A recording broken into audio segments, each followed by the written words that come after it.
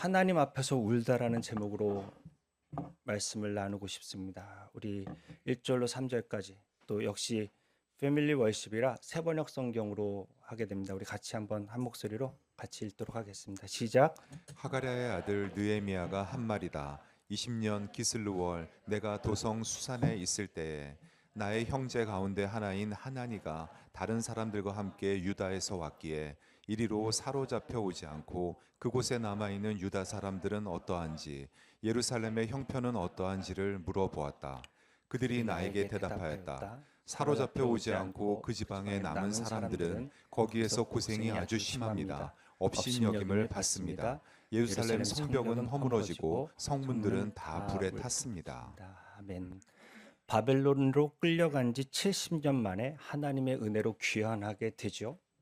그런데 여러분, 정확하게 말하면 주전 586년에 성전이 완전히 회파된 그 시점과 수르바벨 성전이 다시 건축되는 516년을 기준으로 70년이라는 포로 기간이 정해집니다.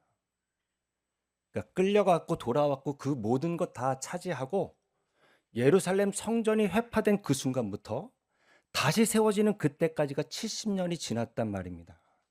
그러니까 이스라엘은 여러분, 왕자나 어떤 역사의 중심이 아니라 그 이스라엘 존재 자체의 정체성인 하나님께 예배하는 성전의 어떠함을 통하여 모든 역사가 결정됩니다. 여러분, 이스라엘만이 아니라 저와 여러분, 성도라 이름하는, 이스라엘이라 이름하는 모든 사람들의 인생의 결정은 성전에서 되는 줄로 믿습니다. 여러분, 그 성전이 회파되고 70년 동안에 바벨론 유수를 겪고 3차에 걸쳐서 돌아오게 되죠. 첫 번째 귀환을 주도한 사람은 스룹바벨입니다. 이 사람은 역시 제일 먼저 여러분 성전을 세웁니다. 하나님과의 관계, 예배가 그 사람을 결정한다. 그 다음에 2차에 들어온 사람이 에스라입니다. 보이는 성전을 스룹바벨이 세웠다면 말씀으로 양육하는 일을 우리 에스라가 맡았습니다. 그래서 이제 백성들의 보이지 않는 믿음, 그 성전을 세웠다, 이렇게 보시면 될 것 같고, 세 번째로가 우리 이번 느헤미야서의 주인공이죠. 그 느헤미야, 하나님은 위로하신다라는 이름의 뜻을 가진 느헤미야가 들어와서 모든 내우 외환을 이겨내고 어려움 속에서 잿더미 위에서 예루살렘 성벽을 50일 만에 다시 세우는, 그 성벽을 세우는 그 역할을 감당하는 사람이 느헤미야입니다. 아까 제가 광고에서 말씀드린 대로 이번 사순절 동안에는 요한복음을 통하여 예수가 도대체 누구신가? 여러분, 지금 교회성장연구소에서 한국 교회는 무려 60%가 이름뿐인 종교 생활을 하고 있다라고 보고서를 냈습니다. 교회를 다니는데 여전히 자신이 자신의 인생의 주인이 되어 있고 자신의 감정과 생각이 언제나 말씀보다 앞서는 그런 종교 생활을 하고 있다라고 얘기하고 있습니다. 우리 교회는 몇 퍼센트일까요? 부디 이번 요한복음을 통하여 아직 예수를 못 만났다면 진심으로 예수를 만나게 되는 은혜가 있기를 바랍니다.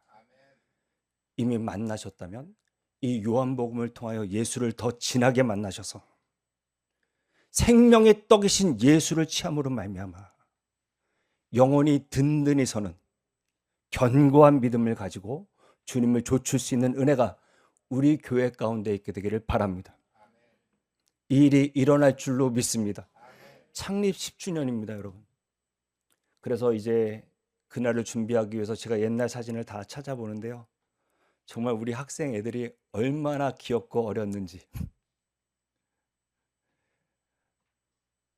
글쎄, 교회는 자랐는지 모르겠는데 우리 아이들은 분명히 자랐더라고요. 또 보이지 않는 가운데 우리 교회도 분명히 자란 줄로 믿습니다.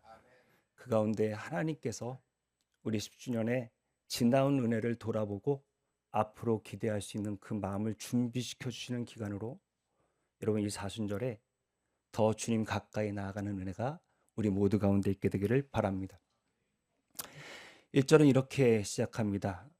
하가랴의 아들 느헤미야가 한 말이다. 20년 기슬로월, 개역개정에는 아닥사스다 왕 20년이라고 되어 있지만 원어에는 아닥사스다라는 말이 없습니다. 2장 1절에 그 아닥사스다가 나오기 때문에 성경을 읽어가는 독자의 해석을 돕고자 일단은 개역개정에서는 아닥사스다 왕 20년이라 이렇게 표현했지만 본문은 새번역은 사실 원어 그대로 번역한 강점이 있고 아이들 쓰는 단어로 되어 있어서 패밀리 워십에는 앞으로는 이 번역을 택하기로 했는데요. 어찌됐거나 그렇습니다. 내가 도성 수산에 있을 때 페르시아, 지금 뭐 좀 매스컴에서 많이 타는 그 이란이 그 페르시아 제국의 원래 그들의 조상이죠. 그 수도가 수산이라고 할 수 있겠는데 굉장히 큰 성입니다.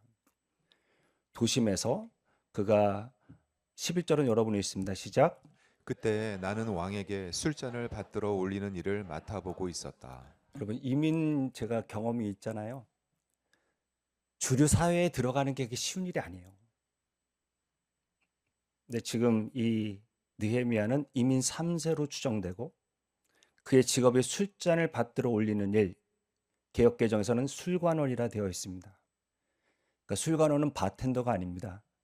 그러니까 옛날에는 왕이 먹는 음식 주로 독사를 당하니까 황제들은 자신이 가장 신뢰하고 믿는 사람에게 술관원이라는 직분을 맡았습니다. 지금 이야기하면 김이상궁 플러스 대통령 경호실장, 그러니까 권력의 최핵심부에 있는 그 큰 영토를 지배하고 다스리는 그 페르시아에 공무원들이 얼마나 많았겠어요?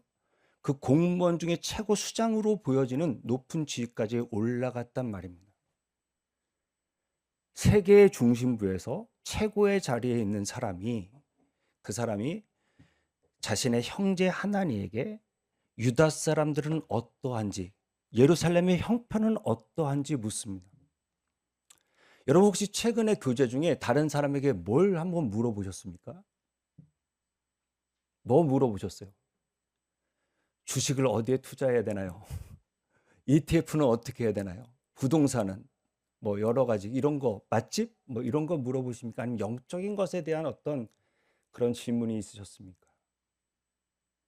그 높은 자리에서 예루살렘의 형편이 어떤지를 물어보았고 그 다녀온 형제들이 대답했습니다. 사로잡혀 오지 않고 그 지방에 남은 사람들은 거기서 고생이 아주 많습니다. 그냥 힘든 정도가 아니라 생명을 위협받는 그런 고생, 환난이라고 번역할 수 있는 그런 지경에 처해져 있다. 업신여기면 단순히 어떤 비난이나 판단을 받은 게 아니라 엄청난 수치와 모욕을 겪고 있다.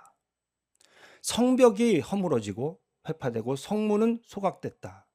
그러니까 전혀 영적으로 어떤 질서도 무너졌고 정말 마지노선으로 여겨지는 어떤 보호의 울타리가 다 걷어졌다라는 그런 비참한 소식을 우리 느헤미야가 듣게 됩니다. 듣게 되고 이렇게 반응하네요. 4절 5절 같이 읽어봅니다. 시작. 이 말을 듣고서 나는 주저앉아서 울었다. 나는 슬픔에 잠긴 채로 며칠 동안 금식하면서 하늘의 하나님께 기도하여 아뢰었다. 주 하늘의 하나님, 위대하고 두려운 하나님, 주님을 사랑하는 이들과 세운 언약, 주님의 계명을 지키는 이들과 세운 언약을 지키시며 은혜를 베푸시는 하나님. 여러분 요즘 최근에 또 울어보신 적은 언제세요? 뭐 때문에 울으셨습니까? 이제 신앙생활하면서 눈물을 잃어버린 것 같습니다. 저는 어린 시절에 제가 제일 생각나는 것은 금요 기도회는 철야였습니다. 그때는 그냥 이렇게 1시간 기도하고 끝나는 게 아니라 철야였어요. 저와 제 동생 그리고 깐난쟁이 제 막내, 제가 9살 때니까 제 동생이랑 8살 차입니다. 하나는 업고 하나는 끌고 또 저는 데리고 가서 그렇게 교회 바닥을 눈물로 적셨던 어머니 세대 끝에 한국 교회는 부흥했고 또 영적으로 주님께 가까이 있었던 것 같습니다. 아직도 교회 방석 이렇게 3개 붙여서 자던 생각이 나고 추워하면 교회 방석을 덮어주셨던 게 생각이 나고 또 그렇게 자다가 어머니의 눈물에 맞아서 깼던 것이 생각납니다. 여러분 혹시 최근에 신앙생활하면서 이런 애통하는 마음, 가난한 심령으로 주님 앞에 서신 적이 있으십니까? 저는 십자가 가까이 나오는 그런 사순절이 되었으면 좋겠습니다. 멀어지면 멀어질수록 나만한 사람이 없습니다. 나같이만 살라 그래라. 가까이 가면 가까이 갈수록 나 같은 죄인이 없는 법입니다. 어디 계십니까? 어디서 계십니까? 그 이야기, 처참한 이야기를 듣고 느헤미야가 주저앉아서 울었습니다. 가만히 생각해 보면 제가 월드비전이나 이렇게 아프리카에 이렇게 너무 비참한 그런 영상을 보고 후원을 구하는 그런 TV를 보면서 제 얘기로 생각되어진 적이 그렇게 많지는 않았던 거예요. 긍휼히 여기고 불쌍히 여기는 마음은 있었지만 그 아이 때문에 막 이렇게 통곡을 하고 주저앉아서 울었던 적은 없었던 것 같습니다. 느헤미야는 사실 이민 3세로서 1500km가 떨어져 있는 소식을 듣고 그가 주님 앞에서 슬픔으로 며칠 동안을 금식하며 주저앉아 부르짖고 주님께 나아갔다 이야기합니다. 영적인 무감각함. 이제 우리는 이 땅, 우리가 밟고 있는 이 땅에서 처참한 이야기를 들어도 놀라지도 않습니다. 교회가 세상의 비난을 받는 것도 이제 놀랍지 않습니다. 몇몇 목회자의 일탈, 교회의 어떤 비리, 어려움 이런 걸 들어도 아무도 애통하지 않습니다. 오히려 신자들도 교회니까 그래 이런 반응도 있는 것 같습니다.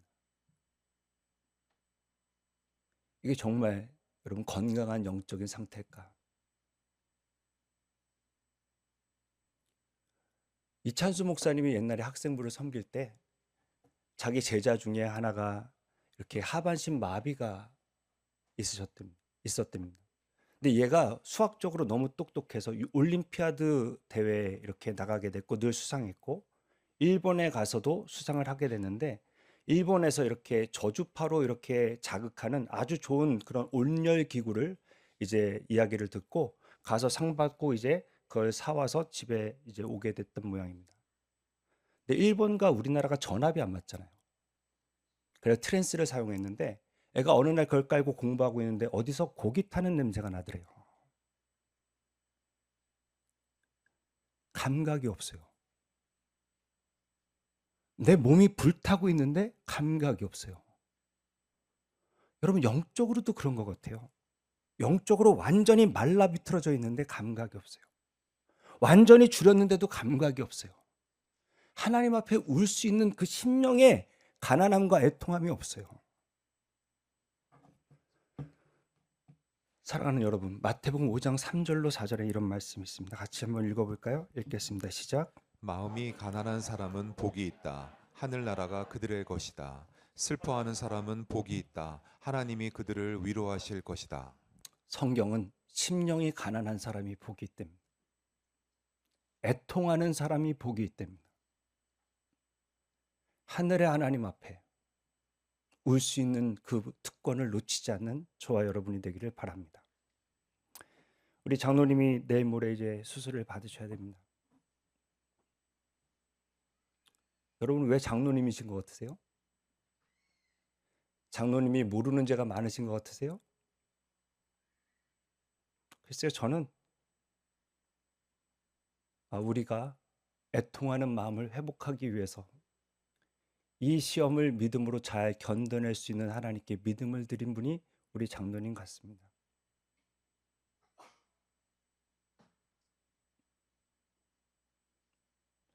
그동안 교회를 위하여 눈물로 사랑의 수고로 했던 장로님께 기도에 빚진 자들은 정말 이 시간에 이 기간에 기도할 수 있을 때 기도할 수 있는 은혜가 있었으면 좋겠습니다.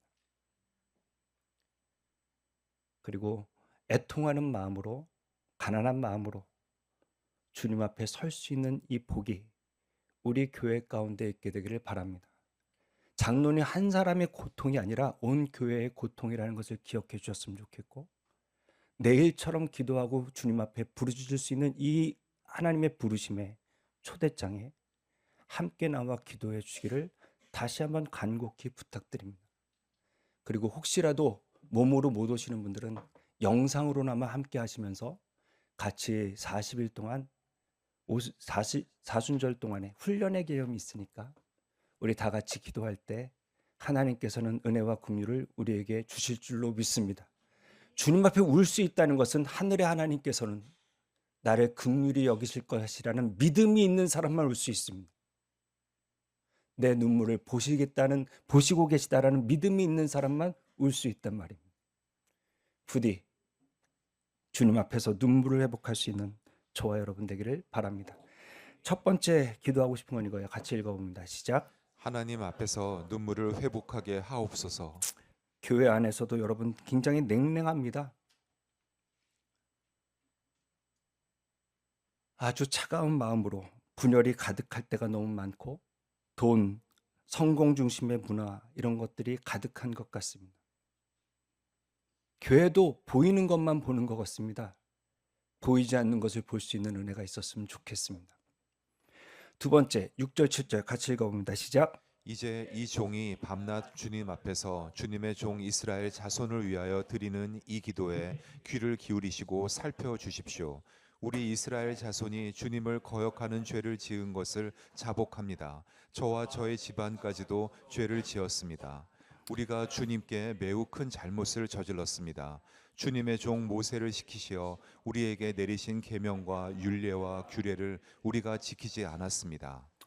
여러분, 이 비참한 상황과 소식 속에서 느헤미야가 제일 먼저 한 것은 운 것이고, 두 번째는 본인의 죄의 아버지의 집이라고 생각하면서 그 죄를 자복하고 말씀 앞에서 돌이키는 자리에 있단 말입니다. 여러분, 자기 의를 나타내지 않아요. 비난은 절대로 회복을 가져올 수 없어요. 에스라, 넌 가서 뭐 했냐? 에스라를 비난하지 않아요. 그 귀한 지도자가 갔는데 안 따르고 뭐 했냐? 백성을 탓하지 않아요. 사람은 책임지는 만큼 하나님 앞에 역사 앞에 존재감이 있는 것입니다. 교회가 왜 이래? 이런 비난이 아니라 정말 이렇게 교회가 한국이 무너지고 있는 것은 내가 내 집이 하나님 앞에 성도로서 바로 걸어가지 않았다라는 것에 대한 통회와 자복이 정말 회복의 길인 줄로 믿습니다. 정치가 탓하지 마세요, 여러분. 정치 때문에 우리나라 망하잖아요. 한 번도 잘한 적이 없어요, 제가 보기엔. 교회가 무너진 다음에 세상이 무너집니다. 한 가정이 믿음으로 잘 서면 교회는 살아날 줄로 믿습니다. 사랑하는 여러분, 말씀 앞에 회개지 뉘우침이 아닙니다. 왜 우리가 눈물을 잃어버렸는가? 제가 생각하기엔 은밀하게 반복되는 죄와 교만 때문입니다. 여러분, 다윗은 감수성이 굉장히 뛰어난 사람입니다. 오직하면 시편을 3분의 2 이상 지었겠어요. 그 감수성 예민한 사람에게 나단 선지자가 찾아옵니다. 그리고 이렇게 얘기하죠. 어느 집은 부잣집이어서 소와 양을 셀 수도 없이 많아. 근데 옆에 이웃은 가난해서 정말 암양 새끼 하나 있는데 딸처럼 그렇게 예뻐하고 그렇게 잘 키웠어. 어느 날 부잣집에 손님이 왔는데 그 집, 그 가난한 집, 그 딸처럼 암양을 키우고 있는 그 집의 그 양을 잡았어. 이 정도 됐으면 정말로 영적인 감수성이 이렇게 뛰어난 다윗은 분명히 깨달았어야만 합니다. 다윗이 뭘 했는지 아세요? 그 사람을 당장 죽일지라. 이스라엘의 이렇게 악함을 여호와가 살아계심을 맹세하노니 이스라엘의 이렇게 악함을 내가 두고 볼 수 없다 이렇게 얘기했습니다. 4배나 갚아야 된다고 딱 그렇게 얘기하는 순간 나단 선지자가 다윗에게 이렇게 얘기합니다. 아타 하이시, 당신이 바로 그 사람이라. 당신이 바로 그 사람이라. 여러분, 교회가 이렇게 어렵고 힘들어진 이유가 다른 사람 탓이 아닙니다. 제 탓입니다, 여러분. 담임 목사만 탓이겠는가? 여러분, 비난하고 탓하고 하기 전에 여러분 세상은 어쩔 수 없어요. 어떤 감당할 수 없는 절망과 어려움을 만나면 분노를 일으킵니다. 그래서 한국이 지금 이렇게 분노 공화국이 되어버린 겁니다. 절망 속에서 답이 없으니까. 탓하고 원망하고 분노하고 냉랭해질 수밖에 없습니다. 그러나 하나님의 자녀인 우리는 말씀 앞에 서야 될 줄로 믿습니다. 뉘우침이 아니라 당신이 바로 그 사람이라 하시는 하나님의 말씀 가운데, 그 계명 가운데 돌이킬 수 있는 은혜가 저와 여러분 가운데 있게 되기를 바랍니다. 옷이 아니라 가슴을 찢을 수 있는 회개가 저와 여러분 가운데 있게 되기를 바랍니다. 그때 우리가 비로소 살게 될 줄로 믿습니다. 회개의 가난함과 애통함을 잃어버리고 머리는 차가워지고 가슴은 메말라가고 비판은 있지만 눈물로 생명을 낳는 열정을 잃어버린 교회. 문제에 대한 파악은 잘하지만 상황을 돌파해낼 능력이 없습니다. 인간은 다 그렇습니다. 부디 하나님 살려주십시오. 하나님 건져주십시오. 저와 저의 집이 하나님 앞에, 말씀 앞에 잘못했습니다 라는 진정한 성령의 감화 감동을 주춘 회개가 있는 은혜가 있게 되기를 바랍니다. 한 사람, 목회자 한 사람의 회개가 아니라 성도들과 함께 온 공동체가 저의 집안과 제가 하나님 앞에 잘못했습니다 라는 고백이 있는 저와 여러분 되기를 바랍니다. 8절로 10절 다시 한번 읽어봅니다. 시작. 주님의 종 모세를 시키시어 하신 말씀을 기억하여 주십시오. 우리가 죄를 지으면 주님께서 우리를 여러 나라에 흩어버리겠지만 우리가 주님께로 돌아와서 주님의 계명을 지키고 실천하면 쫓겨난 우리가 하늘 끝에 가 있을지라도 주님께서 거기에서 우리를 한데 모아서 주님의 이름을 두려고 택한 곳으로 돌아가게 하겠다고 하신 그 말씀을 이제 기억하여 주십시오. 이들은 주님께서 크신 힘과 강한 팔로 건져내신 주님의 종이며 주님의 백성입니다.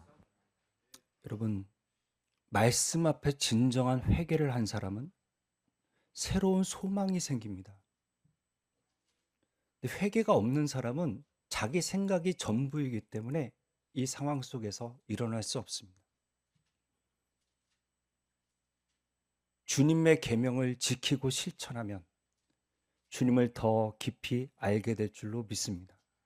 주님은 내 멍에를 메고 배우라 하셨습니다. 물도온 하인은 분명히 살아계심을 알게 될 줄로 믿습니다. 그리고 여러분, 이 소망 없는 이스라엘,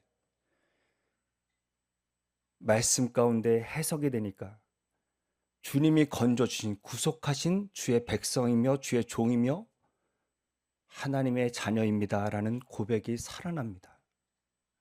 그러니까 여러분 옆에 있는 분이 아무리 시시해 보여도 하나님의 말씀 안에서 보면 주의 종이요 주의 백성인 존귀한 왕 같은 제사장인 줄로 믿습니다.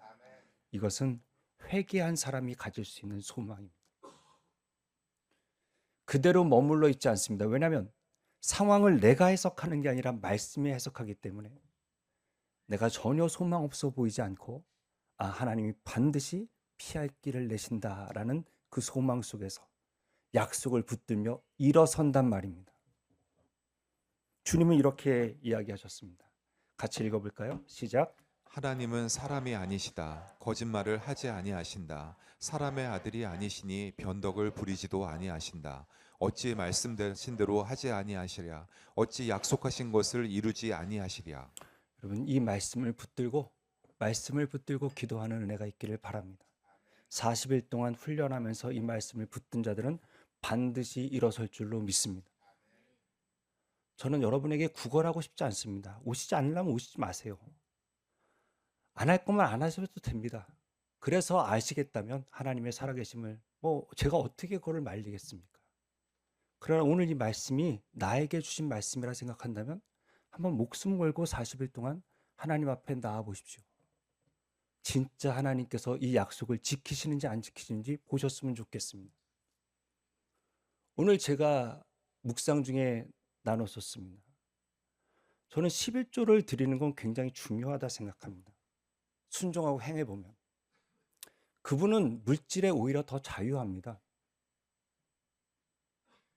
세상 사람들은 미쳤다 할 것이고 이거 드리면 못 살 것 같겠지만 주님께 딱 구별해서 물질을 드리는 분은 오히려 훨씬 더 물질에 두려워하지 않고 자유하고 그렇게 공급하시고 채워주시는 하나님을 맛보기 때문에 조금 더 넉넉해서 그 받은 은혜와 사랑을 다른 사람에게 나누는 것을 저는 목회를 통하여 수도 없이 봤어요, 여러분. 제가 보면 안 하고 사시는 분도 별 그렇게 잘 사는 것 같지 않아요. 안 할수록 더 손해인 것 같아요. 하시든 마시든 마음대로 사세요. 그러나 정말 저는 여러분이 순종하며 하면서 주님이 도우시는 걸 경험하셨으면 좋겠어요. 그 일을 위하여 제가 있는 거니까. 이번 사순절도 여러분 하시고 싶은 분은 하세요. 그러나 저로 하여금 다른 꿈을 꾸고 다른 기도를 해드릴 수 있었으면 좋겠어요. 그 수준에 있는 분에게 뭘 형통하기를 기도하겠어요? 주님 더 알기를 해주세요. 이 정도밖에는 전 솔직히 더 기도 못하겠어요. 그러나 정말 하나님 앞에 엎드리고 정말 일질적인 문제 정도는 정말 이제는 그 수준을 넘었다. 이제는 내가 물질과 하나님을 겸하여 섬기지 않고 하나님의 주권을 인정해 드린다. 제 마음속에 하나님이 분명히 저 사람을 인정하셨다. 이 마음이 드는 사람에게는 제 기도가 거침없는 것을 경험해요. 그리고 정말 제 나름 그렇게 기도했는데 그 가정이 그렇게 일어서는 걸 전 지금도 봐요. 하나님은 살아계시니까. 저는 이제 더 이상 구걸하지 않아요. 그냥 이 말씀이 들리시면 그렇게 사세요.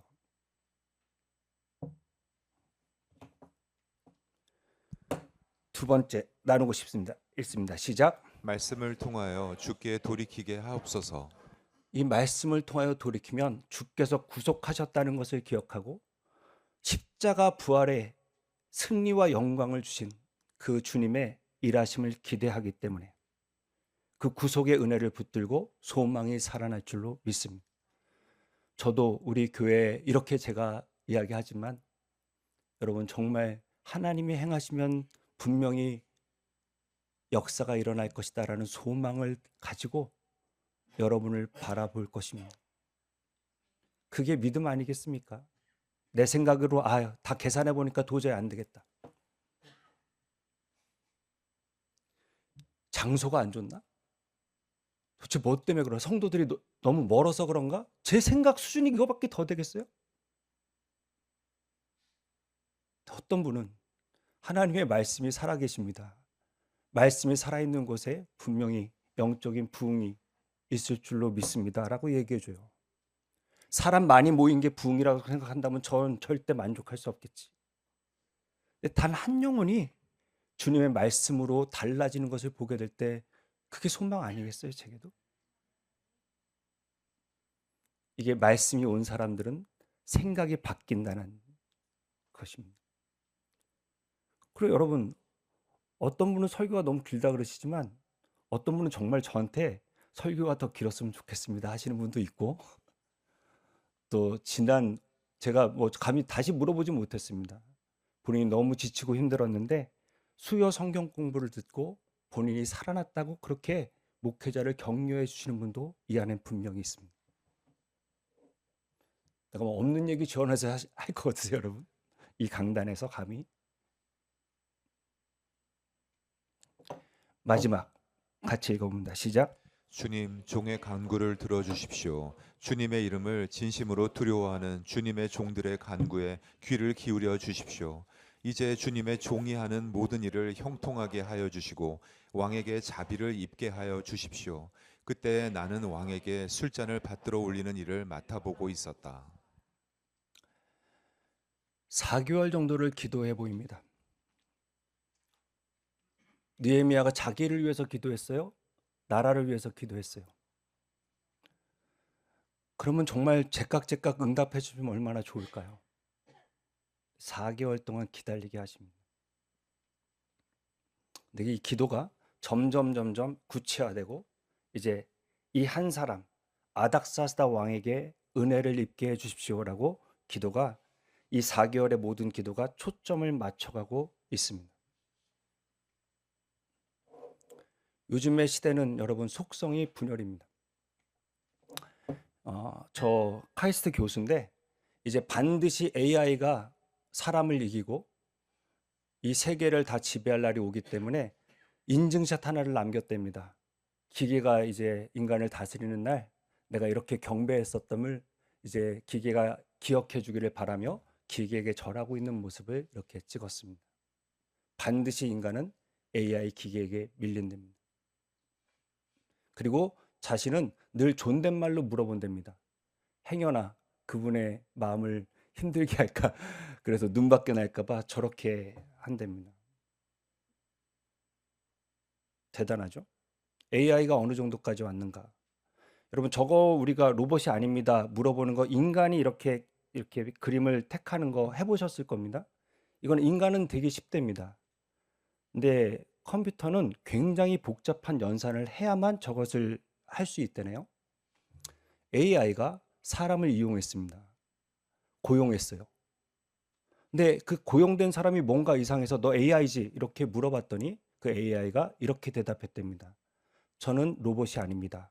시각장애인입니다. 저를 좀 도와주세요. 그래서 인간이 저걸 하게끔 AI가 만들었답니다. 지금 현실에서 일어나는 일입니다. 지금은 지구의 환경 문제, 어떤 공해 문제, 기아 문제 이걸 어떻게 해결해야 돼? 그랬더니 AI가 이렇게 답을 냈답니다. 인간의 개체수를 줄여야 됩니다. 여러분 이제 앞으로 어떻게 될지 모릅니다. 두려우십니까?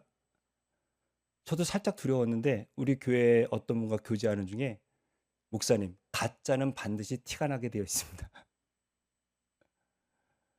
그 말에 그렇게 위로가 되더라고요. 진리이신 하나님의 말씀만이 아무리 그래도 분명히 진리를 붙들 것이다.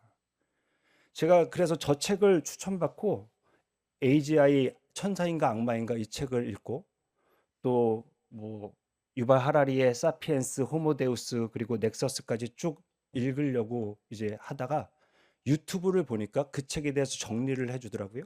그래서 그걸 일단 다 보고 읽어야겠다 그러고 설 연휴 때 좀 읽어봤습니다. 근데 유튜브를 본 그게 전부인 것 같습니다. 그렇게 생각해 보니까 이제 앞으로 우리 다음 세대 아이들은 책 안 읽겠다. 그냥 유튜브만 보면 다 알 거 뭐 책을 읽겠어? 이런 생각이 들었습니다. 그러면서 또 하나, 이제 유튜브도 뭐 보겠어? AI에게 물어보면 다 정리해서 줄 텐데 라는 생각이 들었습니다. 제가 청년한테 물어봤습니다. 그랬더니 요즘에 모르는 게 있고 뭐 있으면 상담까지도 AI에게 하는 친구들이 너무 많아졌답니다. 자기 이성 교제하는 친구한테도 비밀로 하고 AI한테만 물어보는데 얘는 언제든지 실증내지 않고 답을 바로바로 줍니다.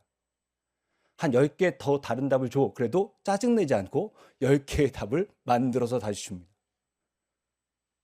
목회자야 세계에서도 저한테 이렇게 얘기하더라고요. 설교 준비하면서 네이버 검색하지 않아? 구글 검색하지 않아? AI에게 검색하는 게 그게 무슨 차이야? 저한테 물어봤습니다. 난 차이가 많다고 생각해. 내가 설교를 준비하면서 모르는 걸 검색할 수 있겠지만 하나님께 말씀을 구하고 기다리는 시간 그 고통과 어려움 속에서 여러분 제가 이렇게 수십 년을 설교해도 토요일 날 잠을 못 잡니다. 마지막에 주시는 은혜가 있어요. 늘 하나님 살려주세요. 그 이후에 이렇게 하나님께서 기적으로 주시는 그 시간까지의 고통과 기다림 속에서 하나님이 제게 주시는 말씀이 전해질 때 영적인 영향력이 있는 거 아닐까요? 근데 우리 아이들은 이제 이렇게 물어보면 바로 답 주는 AI 때문에 가장 친밀한 교제도 AI랑 나눌 거고 우리 지금 영커플 세대는 펫 데리고 거기에 위로를 많이 얻은 세대라면 얘네들은 이제 펫도 아니고 이제 AI랑 결혼한다 이렇게 나올 세대가 아닐까라는 생각도 가져봐요. 제가 드리고 싶은 말씀은 이게 사람을 완전히 나누면서 고립시킨단 말입니다. 이 시대의 속성은 완전 분열이에요. 근데 점점 우리의 생각을 모아가고 하나님 앞에 바른 뜻을 세워가는 것은 기도 외에는 없습니다. 사랑하는 여러분, 생명의 길을 택하십시오. 기도하는 가운데 여러분, 이렇게 저렇게 지금 세상이 너무 변해. 앞으로 여러분, 흑백 논리는 통하지도 않아요. 둘 다 옳은 얘기입니다. 그 안에 우리는 선택해야 돼요. 그때 옳은 얘기가 아니라 하나님의 뜻을 선택해 나가는 인생이 후회가 없을 줄로 믿습니다. 검색해서 사는 게 아니라 AI 거기에 순종하지 마시고, 여러분 AI는 절대로 여러분을 놔주지 않아요. 다시 물어봐요. 이거는 어떻게? 저거는 어떻게? 뭐는 어떻게? 그래서 그 앞에서 계속 떠나지를 못하게 해요. 30분 동안 이러고 있었는데 또 거기에 물어본 것도 더 좋은 답을 얻을 줄 알고 거기에 또 순종하면서 또 세 가지 답을 또 달고 또 그러면 또 뭐 물어보면 또 달고, 그래서 여러분의 영혼이 주림을 해갈한 적이 있으십니까? 이게 진짜 답이구나. 와, 이러면서 여러분 하신 적이 있으십니까? 아까 그분의 말대로 가짜는 티가 나요. 여러분 절대로 그의 답에 만족하실 수 있는 분들이 아니에요. 여러분의 영은 온 세계보다 더 크고 온 천하보다 크기에 오직 주님의 말씀만 채워질 줄로 믿습니다.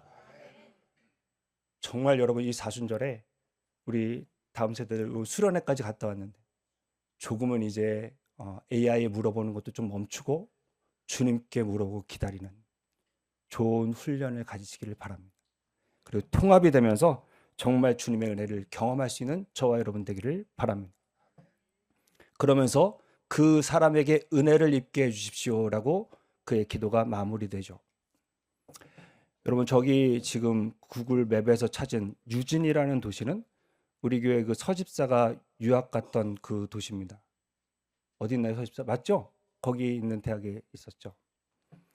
저 유진이라는 마을에 1955년에 여러분 저 두 농촌의 농부가 계셨습니다. 해리 홀트와 버다 홀트라는 사람입니다. 이 사람이 그때 당시에는 마을회관 커뮤니티 센터에서 미국이 이렇게 전쟁 영화들이나 서커스 이런 것들을 상영했던 모양입니다.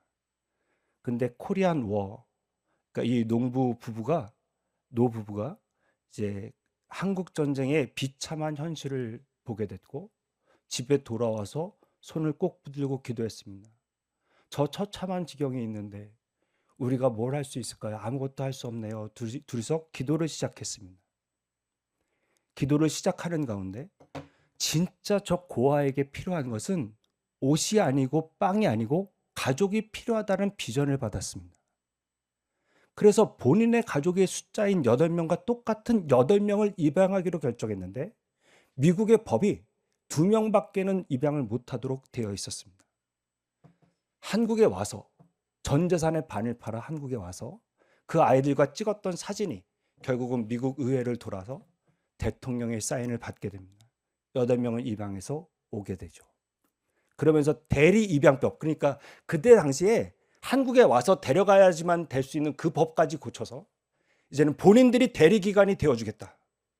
그래서 그 아이들을 믿고 맡겨주면 아이를 정확하게 가정과 연결시켜주겠다 해서 홀트 아동 법지재단이 처음으로 생기게 되고 법까지 개정됩니다.